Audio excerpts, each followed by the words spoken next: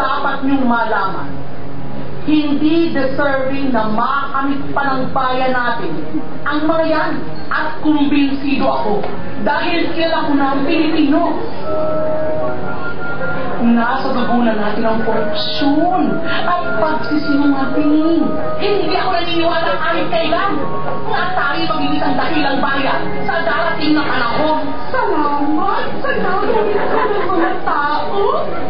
Lumabog pang lalo ang bayan ito. Pero may mga sorpresa pang mangyayari. Iisa lang ang kapalaran ng Pilipinas. At sa ayaw man natin o sa gusto, ito ang mangyayari. Ako, baligtad ang paniniwala. Ito ang mangyayari.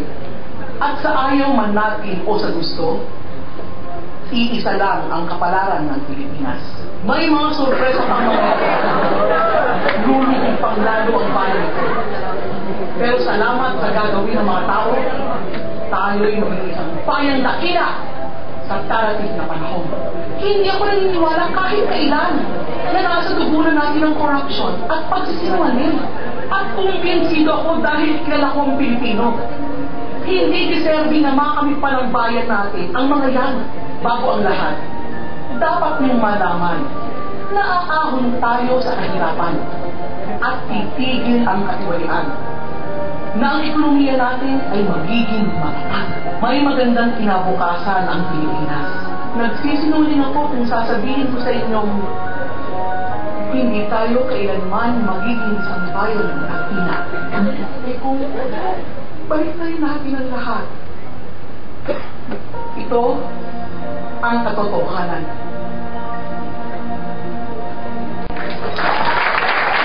Alright, hi! You know naman, diba, I wanna change. Actually, you know what? I really rather be called Joanna Marie Change. Kasi naman, diba, Juana is so chaka? Diba, wanna change? Mas maganda yung Joanna Marie. You know what? Dati akong estudyante, pasaway. Sino dito mga batang pasaway? Raise your hand. Ang dami natin.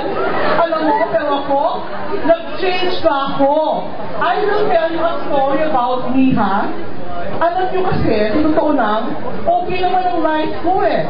Actually, mayaman kami. Magkano bago niyo isang araw? 20? My God! Ako, you know what? 1,000 pesos din binigay sa akin ng daddy ko, no? Oo, rich kami. Kung pala sa imagine, 20. And then at my age, I'm only 19, I drive my own car. Oh, taray, di ba? You know what? May kaya nga ako. Okay naman kami. Until one day, alam nyo, may naganap. Over breakfast with my dad, we were having bacon and toast. Pag uwi ko ng dyaryo, nalaman ko, ang tatay ko pala, corrupt. Ang sad, diba? Imagine, hindi ko talaga akalain, sad talaga, dahil. Oo! Super sad, tama ka dyan. Pero ito corrupt siya. Hiyang-hiya ako. Alam nyo, iniwanan ako ng mga classmates ko. Talaga. Sabi nila, tsaka ka pala, yaman-yamanan ka, pero yung tatay mo naman, nagnanakaw ng bayan. Aray! I was so jahil. You know what? Wala nang pumansin sa akin mula noon.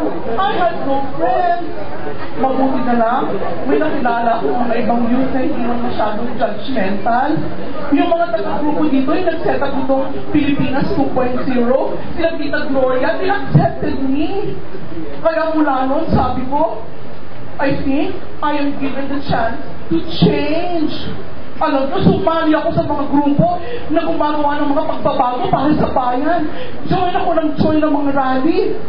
Pero take note ha, hindi yun alam ng daddy ko.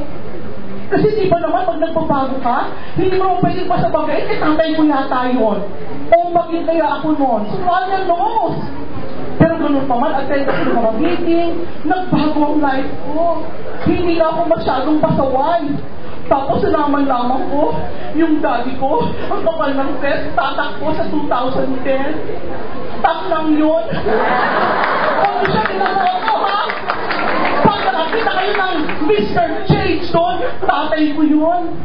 Huwag niyo siyang ipoboto kasi change lang ang apelido niya. Pero sa totoo lang, hindi naman siya nag-change. Kailangan ng change tunay. Hindi yung kunyari-kunyari lang nag-change. Kayo ba nag-change na, mga kabataan? Katulad ko? Far. Sino dito rin ginagawang pagbabagong totoo para sa bayan, raise your hand?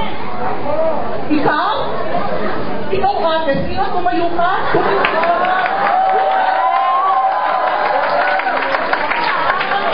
Para sa bayan, ate.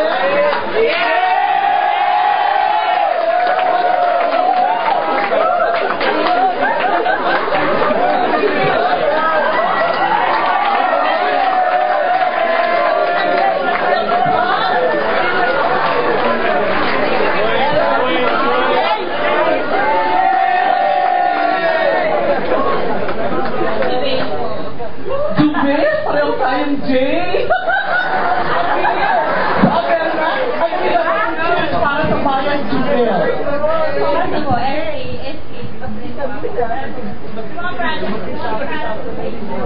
Katulad na, baka naghahanap lang kayong boyfriend. Ay, parang totoo. Ano?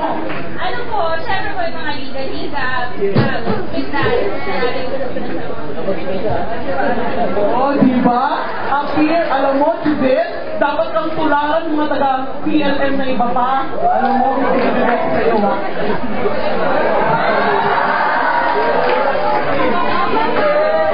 Dahil good girl ka, tanggapin mo ang Wanna Change DVD. Sino mo sa inyo may ginagawa ang pagbabago para sa bahay? Ikaw, kuya!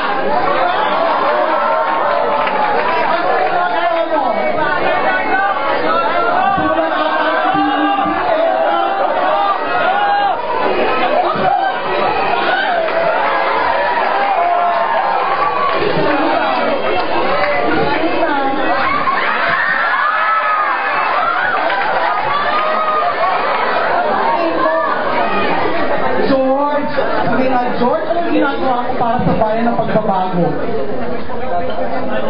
Sa advocacy mo, pag-advocacy mo, pag-patent, nagdadahil sa Oh, gusto mo TV?